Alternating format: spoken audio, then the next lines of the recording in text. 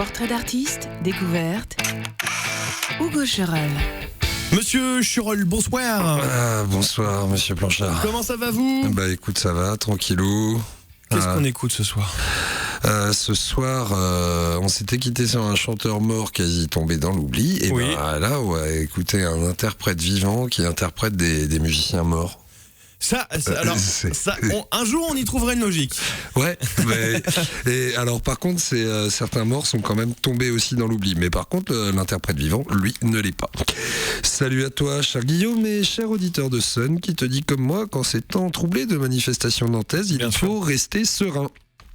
Et à propos de sérénité, j'avais envie aujourd'hui d'en distiller un peu sur les ondes. Alors je me suis dit, pourquoi pas un peu de lutte et de Hopkinson Smith. Non, je ferai pas la blague, le lutte continue, non. Voilà. Tu l'as pas fait à ton antenne. Voilà, c'est ça.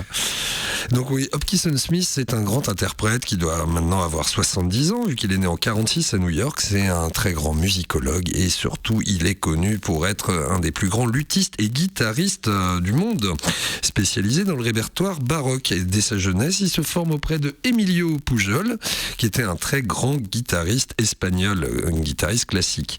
Quand il a 30 ans à peu près, Hopkinson Smith fonde l'ensemble Hespérion au vin, qui a sauvé de l'oubli de nombreuses perles baroques espagnoles, et tout cela en collaboration avec Jordi Savall, Tous les matins du monde, Marin Marais, tout ça, tout le grand joueur de viol de gambe, et en collaboration aussi avec Montserrat Figueras, qui était la femme de Jordi Savall, et Lorenzo Alper aux flûtes et percussions. Ensuite, il y a Pedro Estevan, un super percussionniste à grosse barbe, qui fait de toutes les percus anciennes. Je ne sais pas si jamais vous avez l'occasion de... Il passe de temps en temps dans la région, Fontevraud, Saint-Nazaire, tout ça. Si jamais vous avez l'occasion, allez-y, ils sont vieux, mais ils sont pas morts. Et ils jouent bien. Voilà, et donc en fait... Hopkinson Smith, après avoir fondé dans les années 70 l'ensemble Hespérion 20, il se spécialise, enfin il l'était déjà, mais vraiment son activité va tourner autour du luth et du théorbe, qui sont ces instruments médiévaux avec plein de cordes qui ont de quoi donner la nausée à un guitariste, alors à un bassiste encore plus, parce que là au-delà de 4 cordes ils savent plus faire. Ça. Et donc en fait le répertoire de Hopkinson Smith comprend notamment Jean-Sébastien Bach, qu'on ne présente plus, musique baroque, et entre autres Charles Mouton. Alors qui est Charles Mouton ? On n'en sait rien. Et ça, j'aime bien faire des portraits aussi sur des mecs, on n'en sait rien. Alors il a l'air français. Oui, il est français. Il serait né vers 1626. Il serait mort vers 1699. Les états civils. Voilà, donc en gros, il est né, il a vécu sous Louis XIV, quoi. C'était un célèbre luthiste français. Il serait né à Rouen. Il aurait étudié auprès de Denis Gautier, célèbre luthiste de son époque. Et puis il aurait travaillé à la cour des ducs de Savoie à Turin. Et en fait, il a oscillé entre Paris et Turin, entre toutes les années 1660 et 1680. Et au final, on ne sait même pas où est-ce qu'il est enterré. Par contre, il nous a laissé quelques morceaux, dont un très joli morceau, dont je vous propose de vous faire une petite pause dessus, qui s'appelle Le tombeau de Gogo. Alors, un tombeau, c'était une pièce pas forcément triste, mais en hommage, qui n'est pas forcément en lien forcément avec la mort ou le deuil. Mais donc, il m'a dédicacé un tombeau, le tombeau de Gogo, et je lui dis, Charles, je te remercie. Merci Mouton. C'est un grand visionnaire, ce monsieur. Voilà, écoutons-nous un petit extrait du tombeau de Gogo.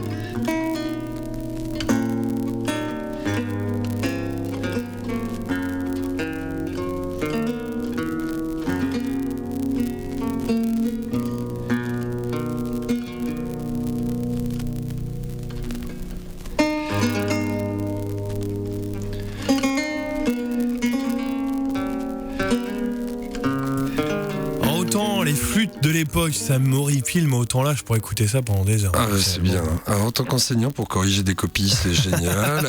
Mettre ça dans son iPod et regarder les manifs de loin, ça met un peu de distance, ça apaise. Quant à être bloqué dans le pont de Cheviré, là aussi, pareil, ça fait du bien. Alors, je suis sûr qu'il y en a qui sont tellement pris dans le truc qu'ils n'ont pas pensé à redémarrer. Voilà, donc ça c'est Charles Mouton. Charles Mouton, on n'en sait vraiment rien. Même dans le disque que j'ai ici, ils disent on connaît que la biographie Wikipédia, elle tient sur à peu près 4 lignes en disant qu'on n'en sait rien. Mais ce qu'on sait, c'est qu'il a quand même laissé des pièces de luth signées de son œuvre, qui a un portrait de lui en perruque poudrée au Louvre, Et donc voilà, on sait aussi qu'il aurait côtoyé Denis Gautier, autre luthiste de son époque très célèbre. Denis Gautier qui, était a priori élève de l'organiste de Notre-Dame de Paris, Charles Raquet, vu qu'il composa là aussi un tombeau en l'honneur de Charles Raquet. Pas de gogo. Et non, pas de gogo. Et Denis Gautier, lui, était lui-même le cousin, c'est moitié consanguin, le monde de luth et du théâtre. Denis Gautier était lui-même le petit cousin du vieux Gautier, ou Gautier de Lyon, Edmond Gautier, connu pour de très célèbres compositions pour ceux qui aiment le luth, qui figure aussi, disons que c'est un hasard, au répertoire de Hopkinson Smith, l'interprète. Truc de fou. Tout. En fait, c'est qu'une histoire de descendance, quoi. Ouais, c'est ça. Et donc, le vieux Gautier, lui, on est donc déjà un petit peu plus, très légèrement avant, en fait. C'est vraiment ambiance colle à fraise, guerre de religion, tout ça, voilà.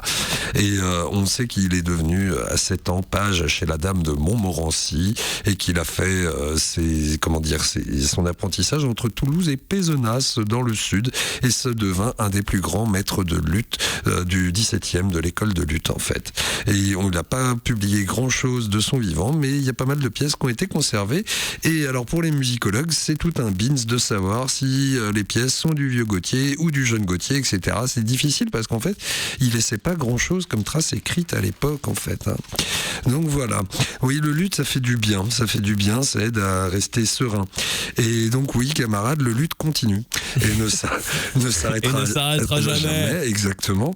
Et pour rester serein, je vous propose de nous quitter sur Canary. Elle est bonne celle-là quand même. Je sais pas si t'as le mais je le fais moi-même. Voilà, dans la ville du FC Nantes, c'est pas mal ça quand même. Donc, pour rester serein, je vous propose de nous quitter sur Canary, une très jolie petite composition de 2 minutes du vieux Gautier, interprétée par Hopkinson Smith, donc un des plus grands interprètes de luth baroque, à qui l'on doit tellement de choses, et on lui souhaite encore longue vie. Il est toujours prof à l'école de Bâle en Suisse, et donc Basel, et il a formé les plus grands luthistes contemporains de notre époque. On lui souhaite bien le bonjour s'il nous écoute. Et sur ce, cher auditeur et cher Guillaume, j'ai envie de vous dire à la semaine prochaine pour quelque chose de très différent. Mais en fait, tu connais déjà tout ce que je vais dire. Je sais pas pourquoi, mais j'ai l'impression de revivre ce moment à chaque fois. Ça s'appelle un rituel. Voilà. Allez, gardons ce rituel. Allez, bisous. Allez, au revoir. Ciao, ciao.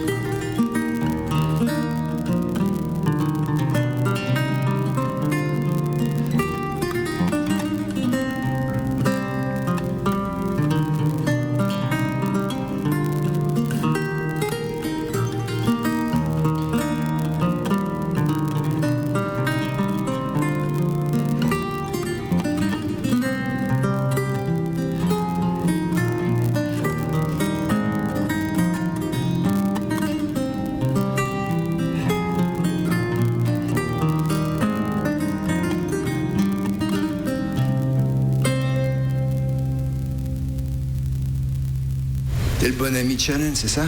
Je me souviens de toi l'an dernier. Tu nous as ramené, mon frère et moi, de Palm Springs. Cet hiver, on a engagé un autre chauffeur.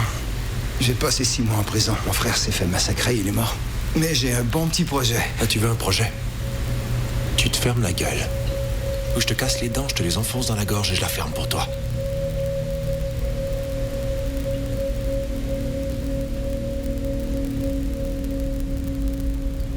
Content de t'avoir revu.